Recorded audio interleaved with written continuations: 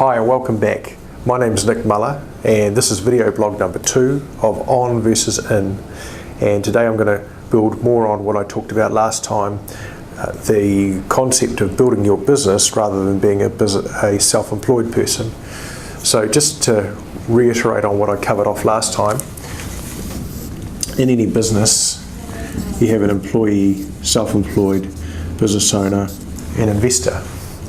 And what we're trying to talk about is, what we're trying to do is shift from being a self-employed person where essentially you are the business to being a business owner where the business is no longer an extension of you and the people running the business are no longer an extension, doing an extension of what you suggest on a daily basis.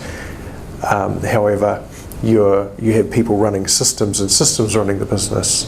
So the question really is, if I'm going to start a business, shift from self-employed to a business owner, what do I have to work on to get to that point where my business is actually autonomous, self-sustaining and running independent of whether I'm there or not? And so I'll just talk a little bit about that. First of all, as a self-employed person, you take off, you make some sales, and at about 8 to 12 employees you hit what we call a ceiling of complexity.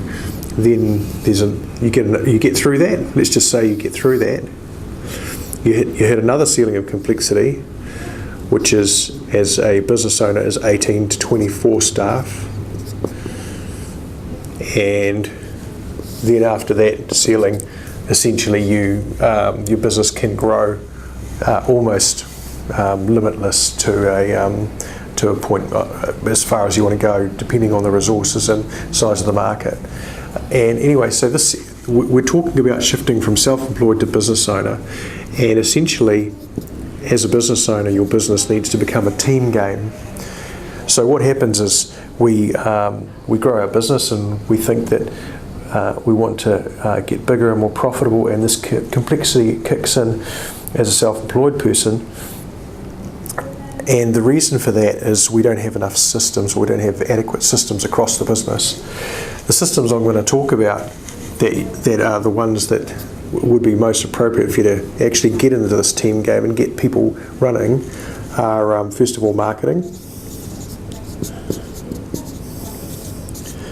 You need an adequate sales process that people understand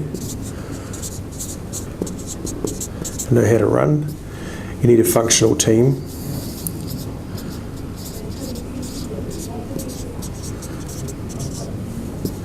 You need to have your operational systems sorted out.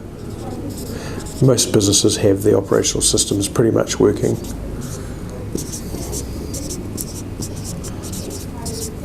And you need systems around finance. So just to expand on that a little bit more, people run systems, systems run the business. So marketing is a system just like any other system. And if I asked a business how your system's working, generally what they would say is, well, out of 10 my operational systems are about a 7 or 8. They're pretty much working. If I grew a whole lot more they might be under load, but as they currently are, they work well enough. And if I asked them, well, how functional are your team, then we might get a slightly different answer. We might say that's kind of 50%, 60% working. If I said, have you got a sales process, they'd probably say, well, kind of, but it's in my head. And do your people run it? Well, kind of. And I'd say the answer would generally be it's a 4 or 5 out of 10. Marketing, most companies are about a 2. And finance would probably be a 4 or 5, depending on.